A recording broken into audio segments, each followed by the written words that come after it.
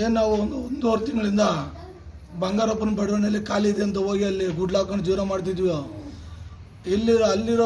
ಇಲ್ಲಿ ಸುತ್ತಮುತ್ತ ಇರೋ ಶ್ರೀನಿವಾಸಿಗಳೆಲ್ಲ ಬಂದು ನಮಗೆ ಕೊಟ್ಟ ಜಾಗ ಅಂದ್ಬಿಟ್ಟು ಅಲ್ಲಿ ನಮ್ಮನ್ನು ಇರದೆ ಅಲ್ಲಿಂದ ಕಿರುಕುಳ ಕೊಟ್ಟು ತಂತಿ ಬೇಲಿ ಹಾಕೋದು, ನಮಗೆ ಬರೋದವರಿಗೆಲ್ಲ ತಂತಿ ಬೇಲಿಗಳು ಹಾಕೋದು, ಇದು ನಮ್ಮದು ಅಂತ ಹೇಳಿ ದಬ್ಬಳಿಕೆ ಮಾಡೋದು, ಹಂಗೆ ಪ್ರತಿಯೊಂದು ಕಿರುಕುಳ ಕೊಟ್ಟು ಬಂಗಾರಪ್ಪನ ಬಡವನನ್ನು ನಮ್ಮನ್ನ ಇದ್ದಿರೋಂಥ ಪರಿಸ್ಥಿತಿಗೆ ತಂದು ಇವತ್ತು ತಹಸೀಲ್ದಾರ್ ಆಫೀಸಿಗೆ ಬಂದು ಧರಣಿ ಕೂತ್ಕೊಳ್ಳೋಂಥ ಪರಿಸ್ಥಿತಿ ಇವತ್ತು ನಾವು ಬೆಳಗ್ಗೆಯಿಂದ ಮಾಡ್ತಾಯಿದ್ದೀವಿ.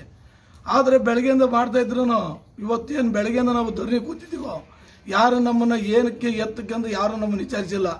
ಬರ್ತಾರೆ ಹೋಗ್ತಾರೆ ನೋಡ್ಕೊಂಡು ಹೋಗ್ತಾ ಇರ್ತಾರೆ. ಇವಾಗ ನಾವು ನೈಟು ಇಲ್ಲೇ ಮಲಗಿದ್ದೀವಿ, ಬೆಳಗ್ಗೆಯಿಂದ ಇಲ್ಲೇ ಇದ್ದೀವಿ. ಒಂದು ಊಟ ತಿಂಡಿಗೆ ಆದ್ರೆ ಇವ್ರ ಪರಿಸ್ಥಿತಿ ಏನಂತ ಯಾರು ಕೇಳೋ ಅಂಥ ಅಧಿಕಾರಿಗಳಿಲ್ಲ. ಸಮಾಜ ಕಲ್ಯಾಣಕ್ಕೆ ಆಗಿರ್ಬೋದು, ಪುರಸಭೆ ಆಗಿರ್ಬೋದು, ತಹಸೀಲ್ದಾರ್ ಆಗಿರ್ಬೋದು, ಯಾರು ಬಂದು ಚಳಿಲಿ ಮಲಗಿದಿರಲ್ಲ ತಿಂದ್ರ ಬಿಟ್ರ ಅಂತ ಕೇಳೋರಿಲ್ಲ.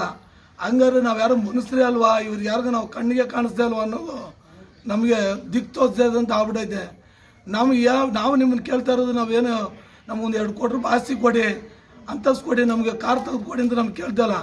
ಇರೋಕ್ಕೊಂದು ಸೂರು ಮಾಡಿಕೊಡಿ, ಇರೋಕ್ಕೊಂದು ನೆಲೆ ಮಾಡಿಕೊಡಿ ಅಂತ ನಾವು ಇವಾಗೇನು 30-35 ವರ್ಷದಿಂದ ಏನು ಪ್ರತಿದಿನ ಕೇಳ್ಕೊಂಬರ್ತಾ ಇದ್ದೀವೋ ಯಾವುದಕ್ಕೂ ಸಿಗದೇ ಇರೋಂಥ ಪರಿಸ್ಥಿತಿ, ಯಾವುದಕ್ಕೂ ಪ್ರತಿಕ್ರಿಯೆ ಮಾಡ್ತೀವಿ, ಮುಂದೆ ನೋಡೋಣ ಅಂತ ತಳ್ಳಿ ನಮ್ಮನ್ನು ಇವತ್ತು ಬೀದಿಗೆ ಬರೋ ಪರಿಸ್ಥಿತಿ ಮಾಡಿರೋದಕ್ಕೆಲ್ಲದು ಕಾನೂನು ನಮ್ಮನ್ನು ಯಾರು ಪುರಸಭೆ ಆಗಿರ್ಬೋದು, ತಹಸೀಲ್ದಾರ್ ಆಗಿರ್ಬೋದು, ಇವರೇ ಅದಕ್ಕೆ ಹೊಣೆಗಾರರು.